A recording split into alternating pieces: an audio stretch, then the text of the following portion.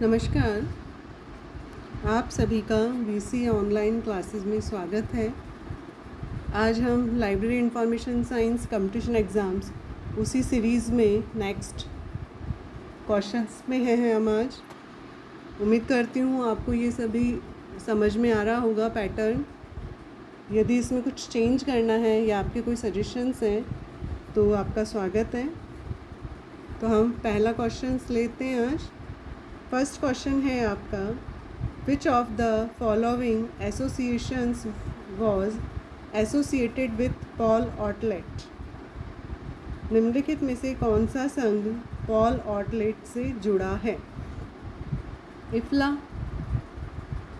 ILA, LA या FID?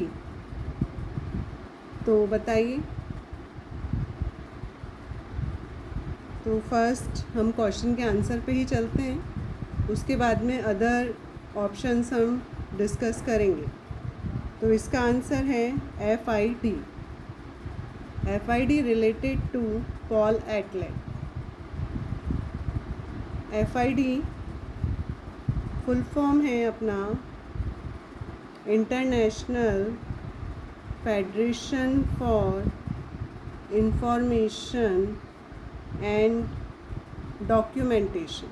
ठीक है, शॉर्ट में इसलिए लिखती हूँ कि आपका टाइम कम वेस्ट हो और आप कम से कम टाइम में ज़्यादा से ज़्यादा इंफॉर्मेशन यहाँ से ले सकें।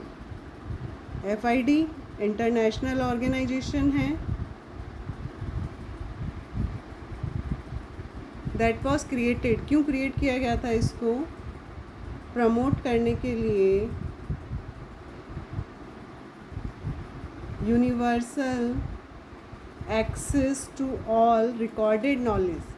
जो भी रिकॉर्डेड नॉलेज है उसे सभी को यूनिवर्सल एक्सेस के लिए थ्रो किसके द्वारा? Creation of an international classification system. Establishment FID कब बना था? 12 सितंबर 1895। कहाँ पे? ब्रुसेल्स।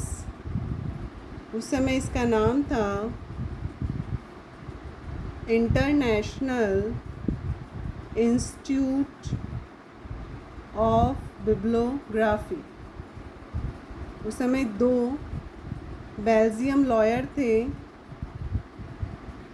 बेल्जियन लॉयर्स कौन कौन है? Belgian lawyers Paul Otlet and Henri La Fontaine. Paul Otlet date of birth year है 1868 एंड ये है 1944। हेनरी लॉ फॉन्टेन ये बर्थ ईयर है ना, और ये है डेथ ईयर। ठीक है, डेट नहीं है इसमें, ईयर ही है केवल। ठीक है, 1868 से 1944। Henri La Fontaine birth year है 1854 एंड 1943। ठीक है, FID stand for original French word, French federation.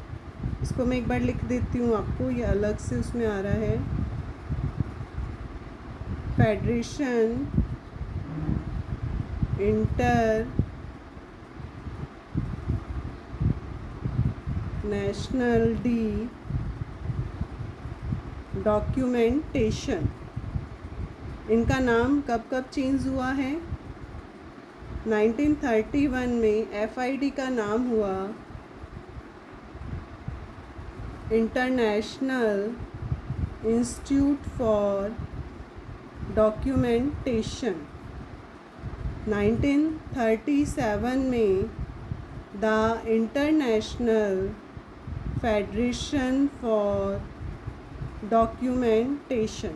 ठीक है, FID। उसके बाद 1988 में the international federation for information and documentation. ठीक है,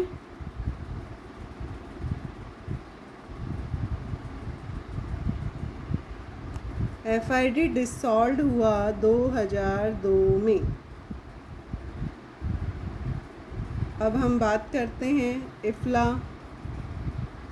हर वीडियो में आया हुआ है IFLA, international federation of library association and institutions, year 1927, founded Edinburgh UK में, हेडक्वार्टर है इसका हैग, नीदरलैंड।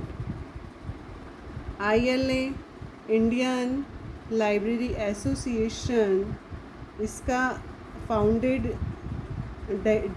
डेट दिनांक और इसका ईयर है 13 सितंबर 1933। फर्स्ट प्रेसिडेंट ILA के डॉक्टर M.O. थॉमस। ठीक है,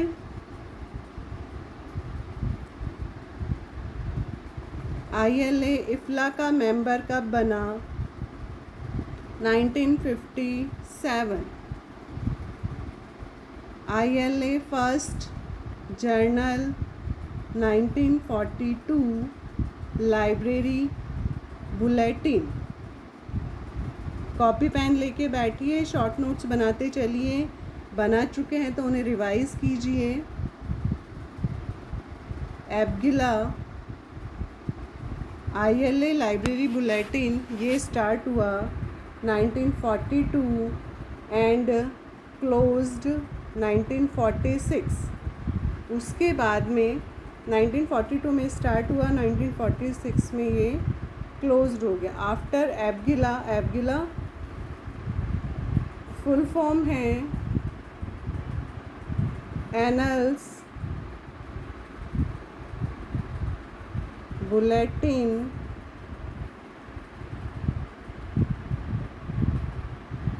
ग्रंथालय ऑफ ILA। 1949 से 1953 कंटिन्यू रहा। ठीक है, ILA लाइब्रेरी बुलेटिन स्टार्ट हुआ था 1942, फिर क्लोज हुआ 1946। उसके बाद क्या नाम चेंज हुआ लाइब्रेरी बुलेटिन का? एबगिला। ठीक है, कोई कन्फ्यूज़न नहीं होना चाहिए। फिर 1949 में एबगिला स्टार्ट हुआ और 1953 तक कंटिन्यू रहा। उसके बाद में 1955 में ILA जर्नल पब्लिश्ड हुआ।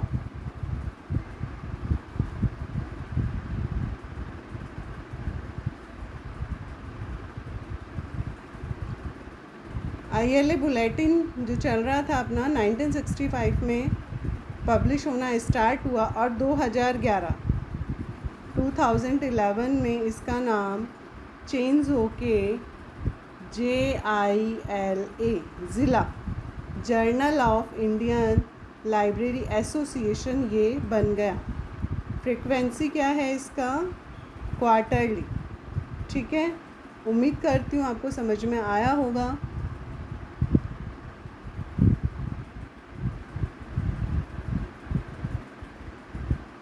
LA library association, year 1887।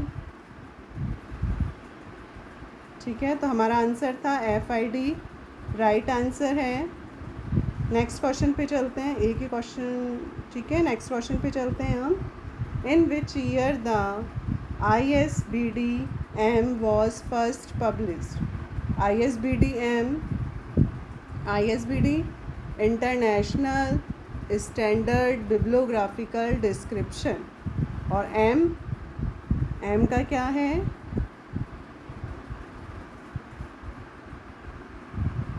मोनोग्राफिक publication which appeared in 1971.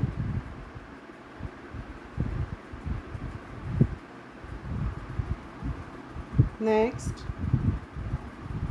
the law of parsimony in cataloging emphasizes on rendering of main entry, equal right to author, overall economy या resolving conflicts प्रसूचीकरण में parsimony का नियम किस पर बल देता है? बताइए। मुख्य प्रविष्टि के प्रतिवादन पर, लेखकों ऑथर्स के समान अधिकार पर, समग्र अर्थव्यवस्था पर, या विरोधों को कॉन्फ्लिक्ट सुलझाने पर। ये रिलेटेड है अपना बेसिक लॉ से। इसमें बेसिक लॉ कितने हैं? 6 बेसिक लॉ हैं। ठीक है। पहला कौन सा है? Law of interpretation, law of impartiality, law of symmetry, law of parsimony. Parsimony 4th number पे है। Law of parsimony, law of local variation and law of osmosis. ठीक है। तो लॉ ऑफ पार्सिमनी ये ओवरऑल इकोनॉमी पर बल देता है।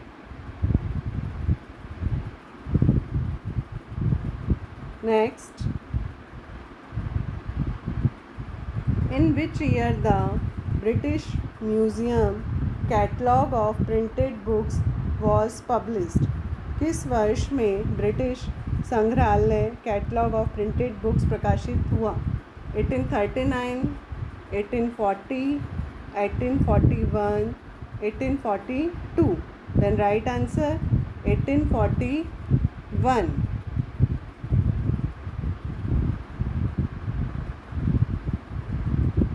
Which one of the following association has developed FRBR, conceptual entity relationship model? FRBR full form. किस संघ ने FRBR वैचारिक इकाई संबंध मॉडल विकसित किया है? ALA, FID, IFLA या LA? तो आंसर आपके सामने ही है, IFLA, international federation library association and institution. ठीक है। FRBR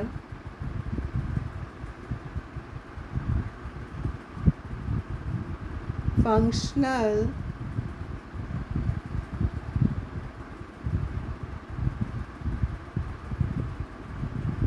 requirements for bibliographic records। ठीक है। functional requirement for bibliographic records। ALA American library association 1876। FID अभी डिटेल में बात करी है। LA डिटेल में बात करी है 1877। ठीक है। इसकी 4 एंटिटीज़ हैं FRBR मॉडल की। FRBR मॉडल की 4 एंटिटीज़ हैं। कौन कौन सी हैं? ये एग्ज़ाम्स में आए हुए क्वेश्चन हैं। Work, expression, sorry EXPRESSION,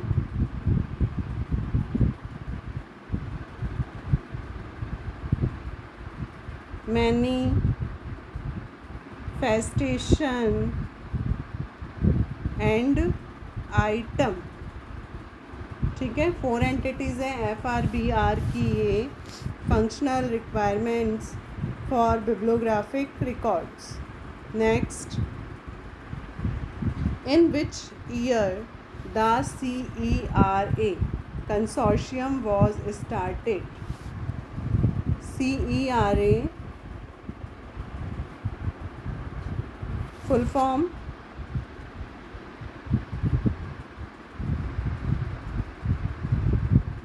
consortium for e-resources in agricultural. कृषि से संबंधित हैं। Popularly named CERA, E-Consortia of Agriculture Libraries under the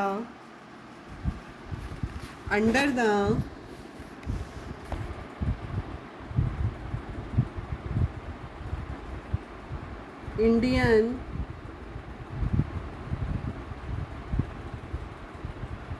Council of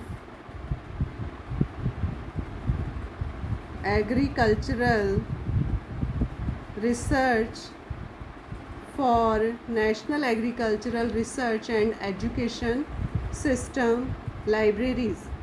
establishment है इसका नवंबर 2007। ठीक है, 2007 इज़ राइट आंसर। इसमें NARES national agricultural research and education system. ठीक है, तो CERA consortia year 2007। Weblogs are use to create the websites. Websites बनाने के लिए वेबलॉग का उपयोग किया जाता है। पब्लिक इंफॉर्मेशन, सार्वजनिक सूचना के लिए। पब्लिशिंग इंफॉर्मेशन रेगुलरली, नियमित रूप से सूचना प्रकाशित करने के लिए। वेब डिज़ाइनर इंफॉर्मेशन या रिसर्च इंफॉर्मेशन, अनुसंधान सूचना। बताइए, इसका है आंसर पब्लिशिंग इंफॉर्मेशन रेगुलरली, नियमित रूप से सूचना प्रकाशित करने के लिए। ब्लॉगिंग साइट से जो प्रोवाइड करवाती हैं share their creativity and ideas to a wider audience. ठीक है, ज़्यादा से ज़्यादा यूज़र्स की तरफ अपनी क्रिएटिविटी या अपने विचार को पहुंचाने के लिए इनका यूज़ किया जाता है। ठीक है, next, zero based budgeting was introduced by. Zero based budgeting system के बारे में बात हो रही है। तो zero based budgeting ZBB is a budgeting method. ठीक है, इसमें एक्सपेंसेस और much be justified and approved. ये जीरो से शुरू किया जाता है, मेन इसका ये है। और किसके द्वारा है ये? पीटर फेरारे के द्वारा। शून्य आधारित बजट पीटर फेरारे के द्वारा इंट्रोड्यूस किया गया। ईयर है इसका 1970। ठीक है, to understand the IT based tools relevant to the work of today researcher is known as। आज के जो शोधकर्ता हैं, रिसर्चर्स हैं, कार्य के लिए प्रासंगिक IT आधारित उपकरणों को समझने के रूप में जाना जाता है। Tool literacy, resources literacy, research literacy या पब्लिशिंग लिटरेसी। तो इसका रिसर्च लिटरेसी, अनुसंधान साक्षरता इसका राइट आंसर है। Next, the management principle replacing rule of thumb. Replacing rule of thumb किसके द्वारा दिया गया है? Elton Mayo, Max Weber, FW Taylor या चेस्टर बर्नार्ड। तो ये है FW टेलर के द्वारा दिया गया है ये रिप्लेसिंग रूल ऑफ थंब। ये रिलेटेड है साइंटिफिक मैनेजमेंट से। ठीक है, इसमें FW टेलर के द्वारा फॉलो किया गया था। First, science not rule of thumb according to this principle। scientific management is the development of a true science। ठीक है, साइंटिफिक मैनेजमेंट डेवलप करता है true science for each element of men's work to replacing the old rule of thumb. आ रहा होगा may be आपको समझ में, replacing the old rules of thumb. Next, when was the UGC University Grants Commission Learning Outcome Based Curriculum Framework for LIS। बताइए, full form आपके सामने ही है, learning outcome based curriculum framework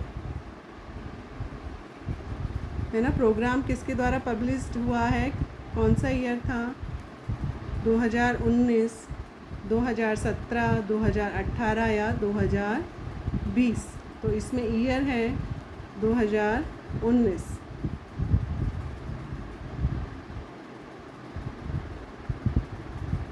Who made the rules for cataloging for the first time? प्रथम बार rules for cataloguing किसके द्वारा बनाए गए?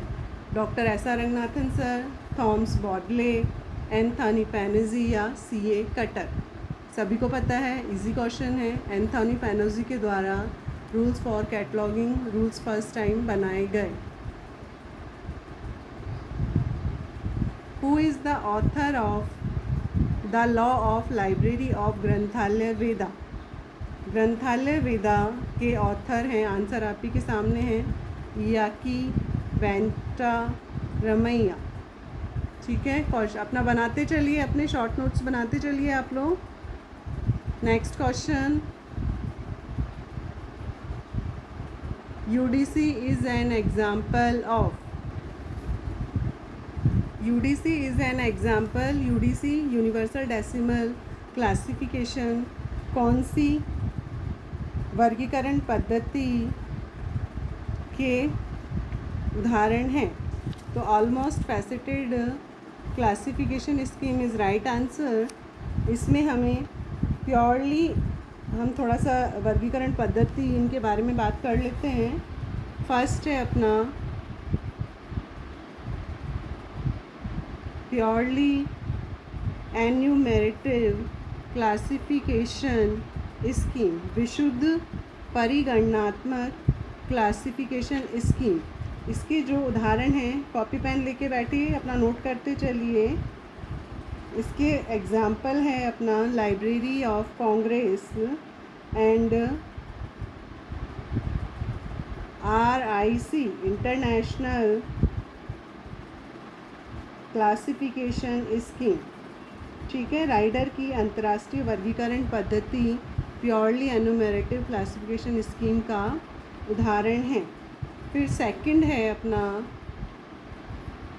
Second है ऑलमोस्ट एन्यूमरेटिव स्कीम, यानी लगभग परिगणनात्मक पद्धति। तो इसमें इसके एग्जाम्पल हैं सब्जेक्ट क्लासिफिकेशन, विषय वर्गीकरण पद्धति है ना, ऑलमोस्ट एन्यूमरेटिव, और DDC। इस प्रकार की पद्धतियां हैं।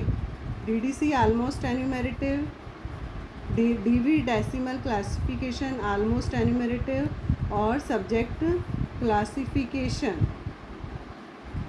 थर्ड है ऑलमोस्ट फैसेटेड स्कीम, यानी लगभग पक्षात्मक पद्धति। इसमें आपको बता चुके हैं, इसके एग्जाम्पल है UDC। ठीक है,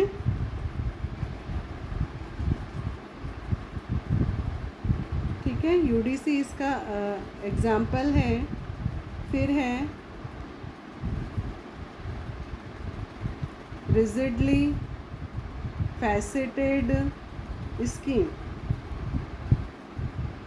यानी कि अपरिवर्तनीय पक्षात्मक पद्धति। इसमें कॉलन क्लासिफिकेशन के फर्स्ट एडिशन जो आया था 1933, second edition 1939 and third addition 1950, ये रिजिडली फैसेटेड क्लासिफिकेशन स्कीम के अंतर्गत आती है।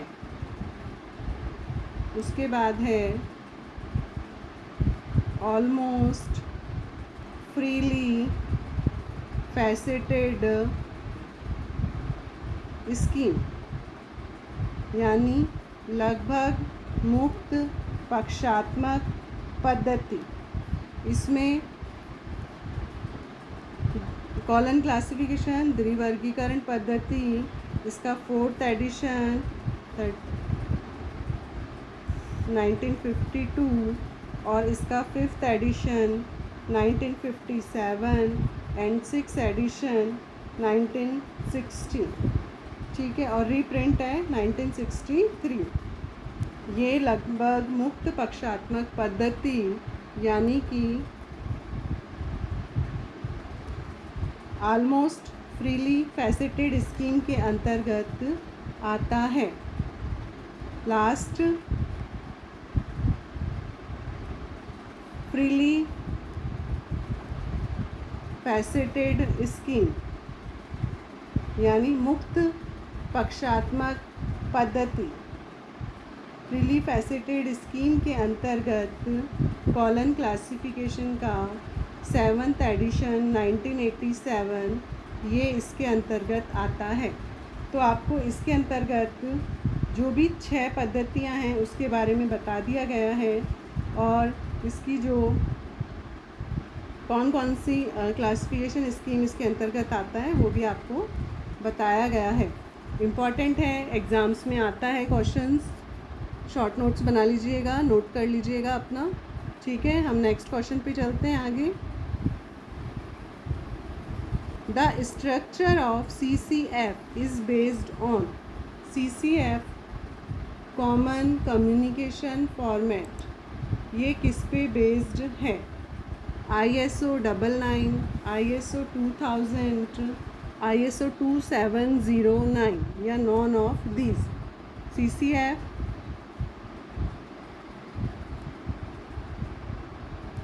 Common communication format. उम्मीद करती हूँ कॉपी पेन लेके बैठे हुए होंगे आप लोग।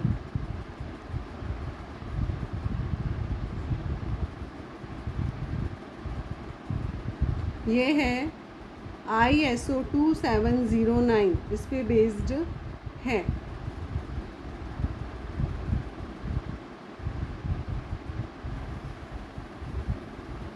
CCF common communication format full form में बता चुकी हूँ आपको। इसका फर्स्ट एडिशन CCF का फर्स्ट एडिशन पब्लिश्ड हुआ था यूनेस्को के द्वारा 1984 में, United Nation Educational Scientific Cultural Organisation. ठीक है, फुल फॉर्म ये है इसका यूनेस्को का। CCF फर्स्ट एडिशन हुआ 1984 में, सेकंड एडिशन हुआ इसका 1988, 84, 88 कोरिलेट कर लीजिएगा। ये स्टैंडर्ड रिलेटेड है ISO 2709 पे। CCF रिकॉर्ड फॉर्मेट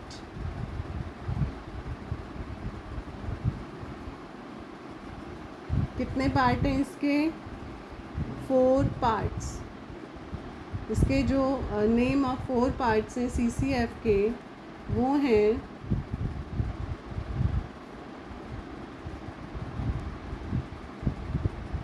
इंडिकेटर, सब fields, field separator and record separator. ठीक है, 4 पार्ट हैं, आपको बता चुके हैं। Indicator, subfield, field separator and record separator. Third edition 1992। ठीक है, first edition 1984, second edition 1988 and third edition है इसका 1992। ठीक है, CCF रिकॉर्ड्स इसका fixed length table 24 character provide to parameter to process record. CCF bibliographic formation, CCF F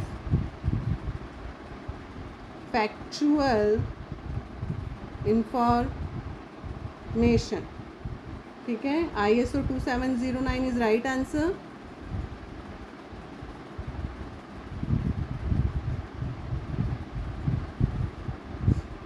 next question पे चलते हैं।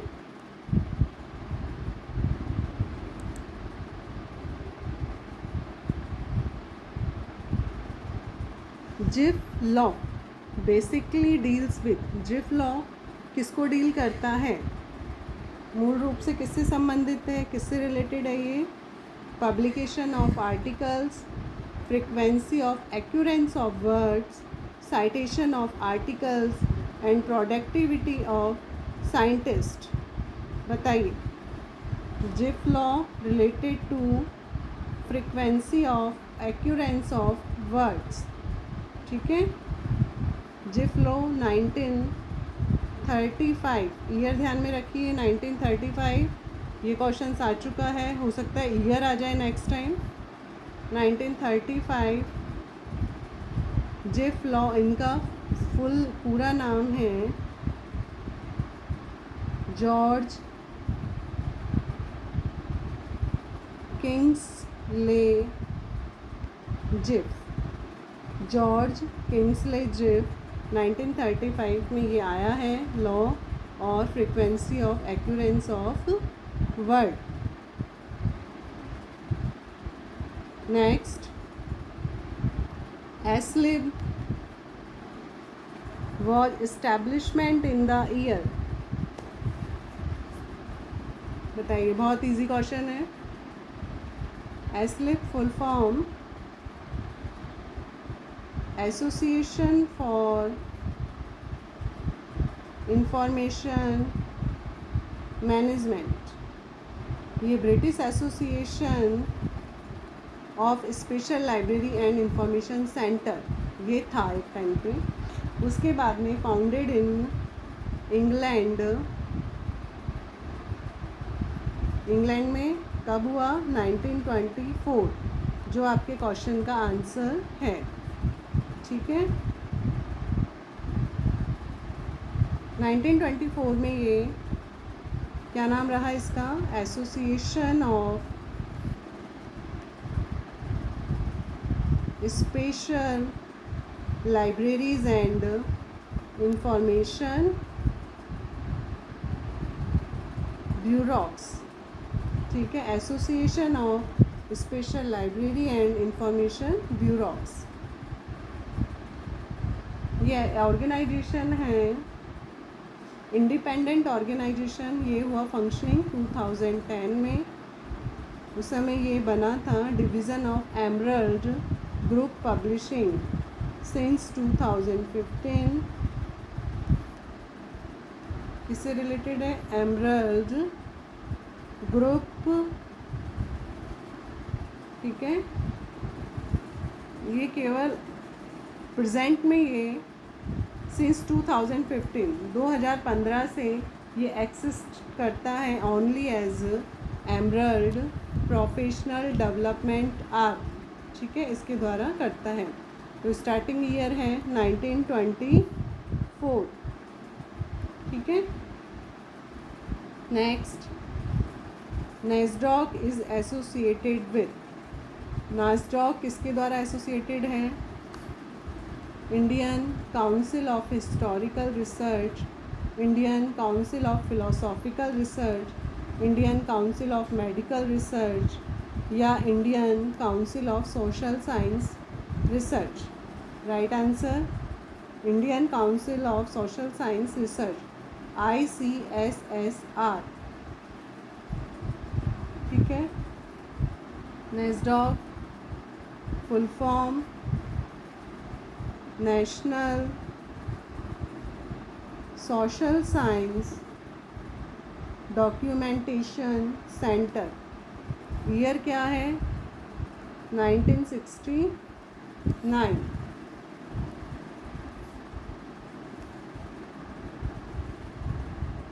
Next question, colon classification book number formula comprises elements, कितने elements हैं कॉलन क्लासिफिकेशन के book number के, 8 element is right answer. Answer आप ही के सामने है। 8 एलिमेंट कौन कौन से हैं, L,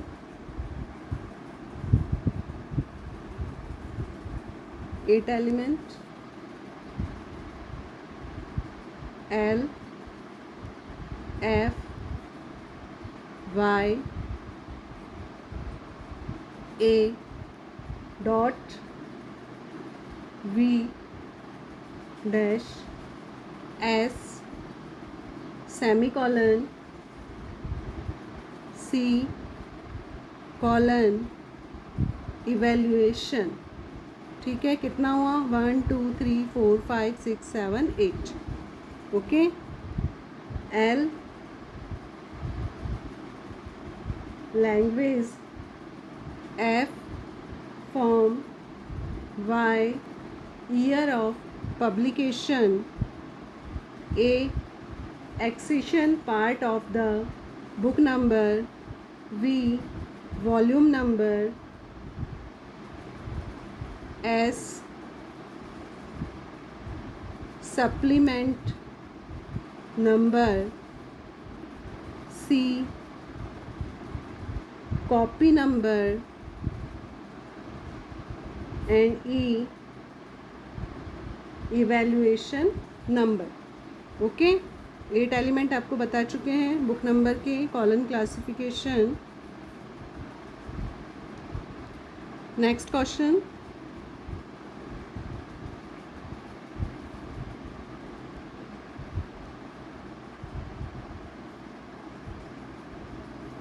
national digital library of India is being developed bye. Bharat की राष्ट्रीय डिजिटल लाइब्रेरी किसके द्वारा विकसित की जा रही है? National digital library of India, इसका है project under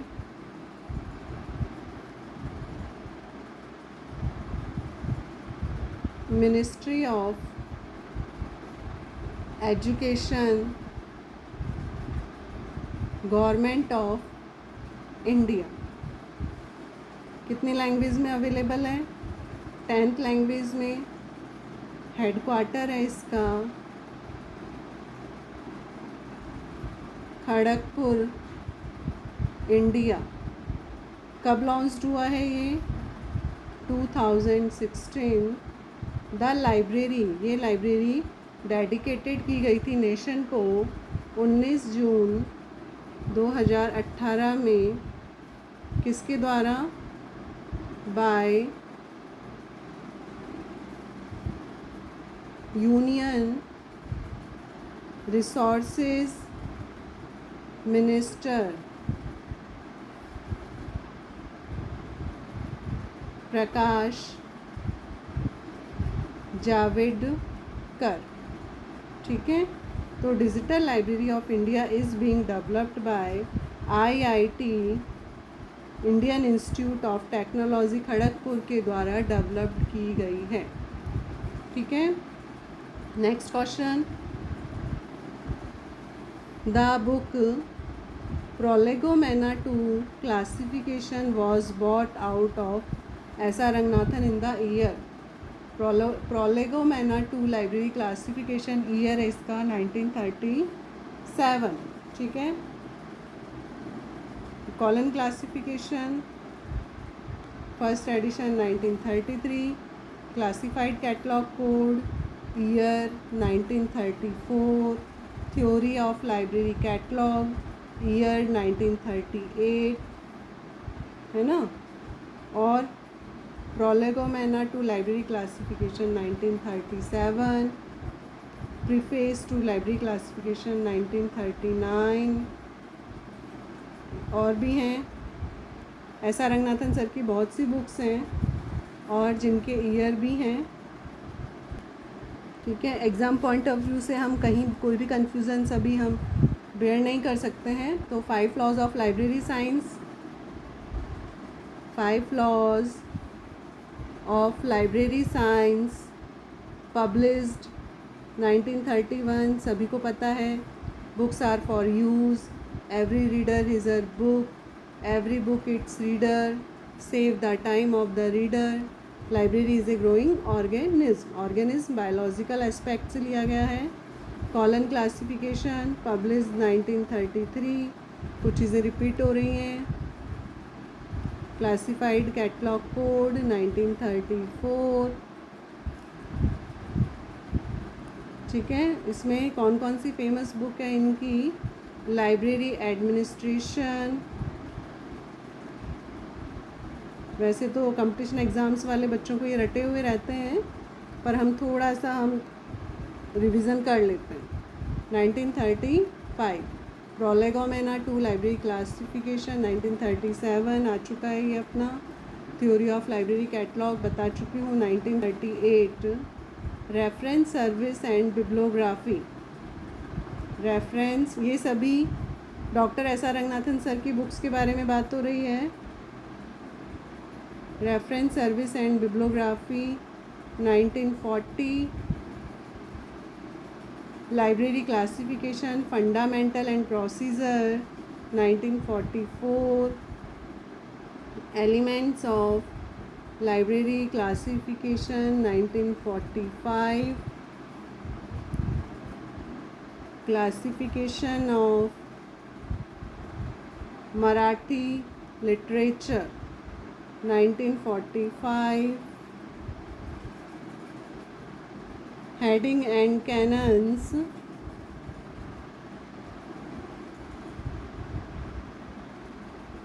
Headings and canons। 1950 ये कन्फ्यूज़न है, ये आप क्लियर कीजिए। हेडिंग एंड कैनन्स ईयर है ना, सही है, ये आप क्लियर कीजिए। ठीक है, बहुत सारी बुक्स हैं, तो हम नेक्स्ट क्वेश्चन पे चलते हैं। अब इस पर बहुत डिटेल में बात हो गई है। The founder chairman of Indian council of philosophical research. Indian council of philosophical research भारतीय दार्शनिक अनुसंधान परिषद के संस्थापक अध्यक्ष बताइए। Indian council of philosophical research set up by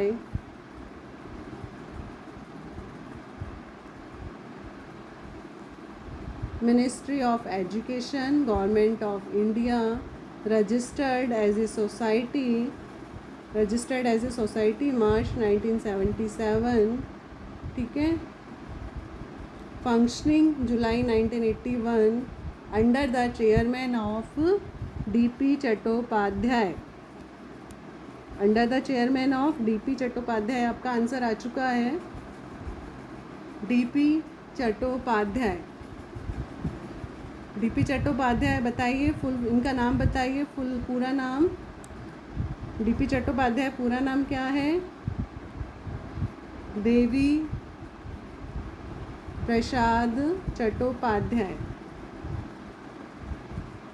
5 नवंबर 1933 में इनका जन्म हुआ है और 13 फरवरी 2022 ये इनका डेथ का है, ये इनका बर्थ का है।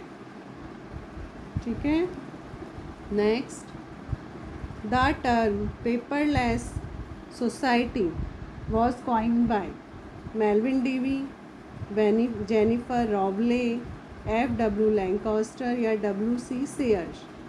पेपरलेस सोसाइटी किसके द्वारा दिया गया है? F.W. Lancaster.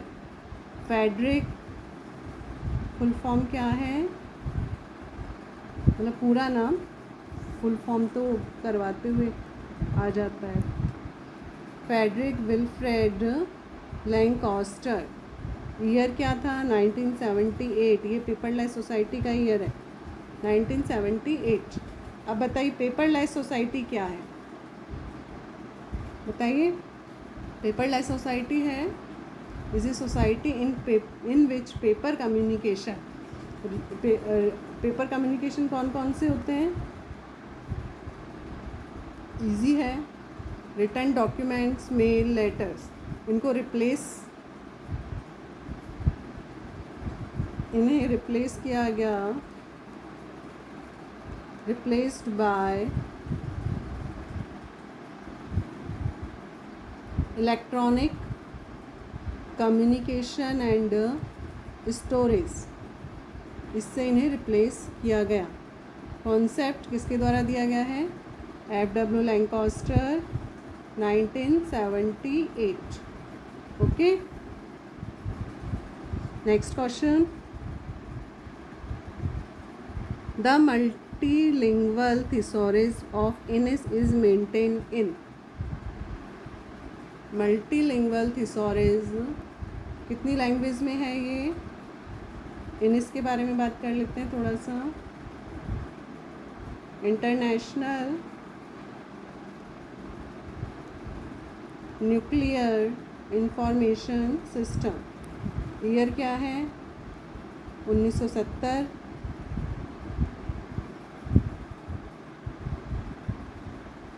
Multilingual thesaurus of इनिस, इनके पब्लिशर हैं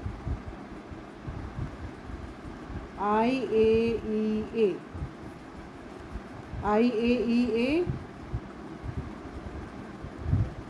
इंटरनेशनल एटॉमिक एनर्जी एजेंसी. ठीक है, international atomic energy agency.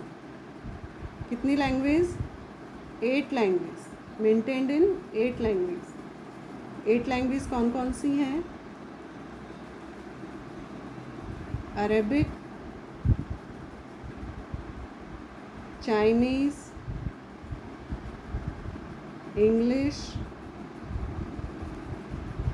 French, German, Japanese,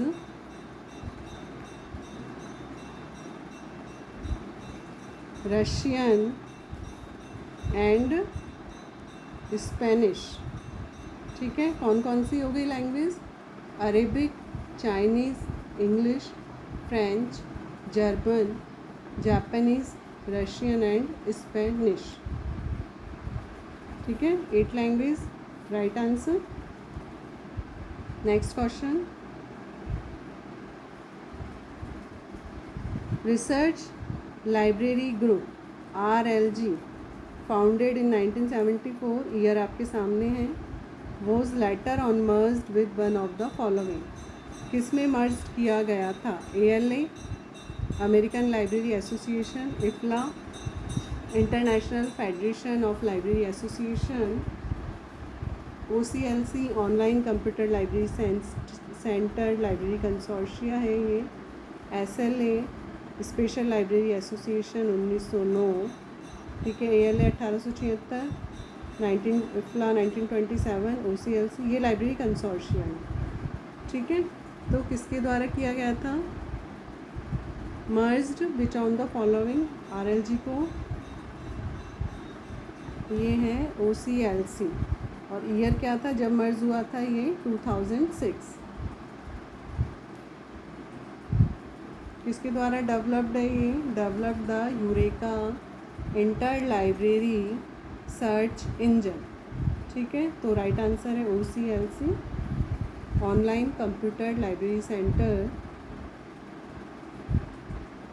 next है research process through which problem solving and self directing learning skills are fostered is known as.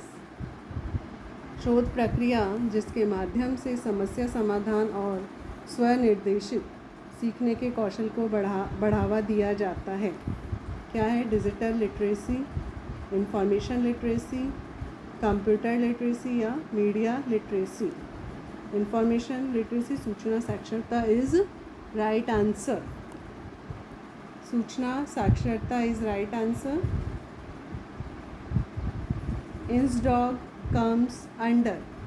इंसडॉग किसके under में आता है? बताइए.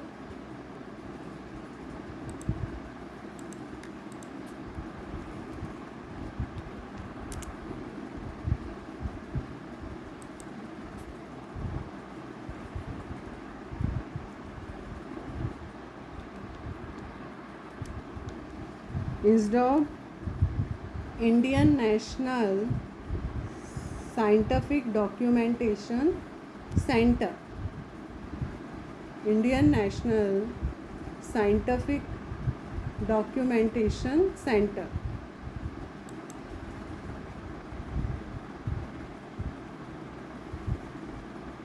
ये है CSIR, council scientific industrial research, इसके अंडर में आता है। ठीक है,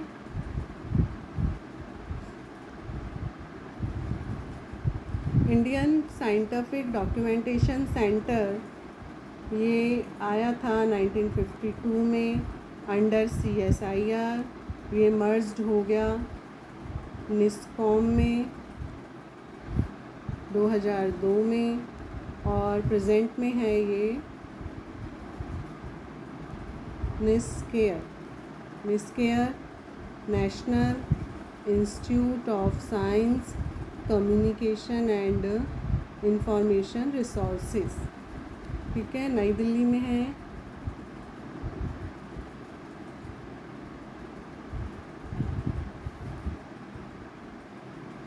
National Institute of Science, Communication and Information Resources, located New Delhi, India, was an information science institute in India, founded 2002. 2021 में इंस्टीट्यूट मर्ज हुआ नेशनल, रिसेंट क्वेश्चन है नोट कर लीजिए, national institute of science technology and development studies from national institute of science communication and policy research.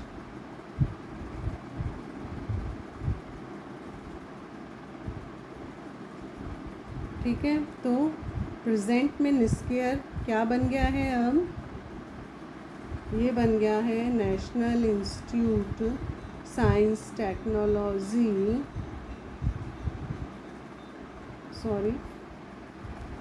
National institute science communication and policy research.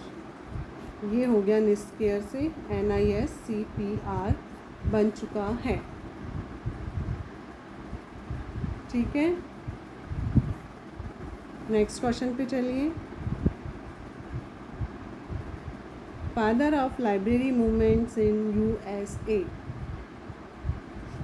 United State of America में father of library movements easy है, सभी को पता है, J.D. Brown, H.E. Wells, John Paul Otlet या Melvin Louis कॉसुत DV.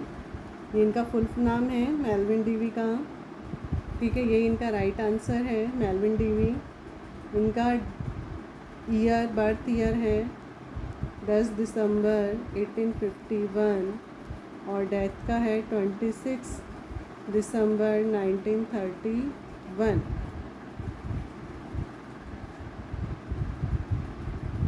इनका जन्म हुआ था एडम्स सेंटर, न्यूयॉर्क। ठीक है, डेथ का है इनका Lake Placid, Florida. Dewey decimal classification, American library association, school of library economy, इसमें इनके बहुत इम्पॉर्टेंट रोल्स हैं, बहुत इम्पॉर्टेंट भूमिका है, उन्हीं के द्वारा बनाया गया है, मेलविन डीवी के द्वारा। तो राइट आंसर है अपना Melvin Dewey. Next, INDEST consortia is for, INDEST consortia किसके लिए है? INDEST consortia social science, humanities, science and technology and arts and cultural.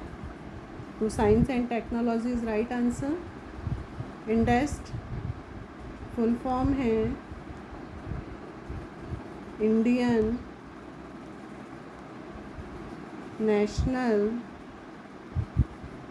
Digital library science and technology consortia. Setup किसके द्वारा सेटअप हुआ था? ये MHRD, ministry of human resources development, on the recommendation of expert group appointed by the ministry. ठीक है, headquarter new Delhi. Next, INFLIBNET important है, exams में questions आते ही हैं। इन्फ्लिबनेट का एक ना एक क्वेश्चन आपके सामने होता ही है। INFLIBNET is an autonomous inter university centre.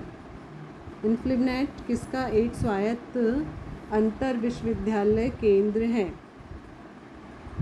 Department of science, government of India, department of cultural, national library Kolkata या यूनिवर्सिटी ग्रांट्स कमीशन।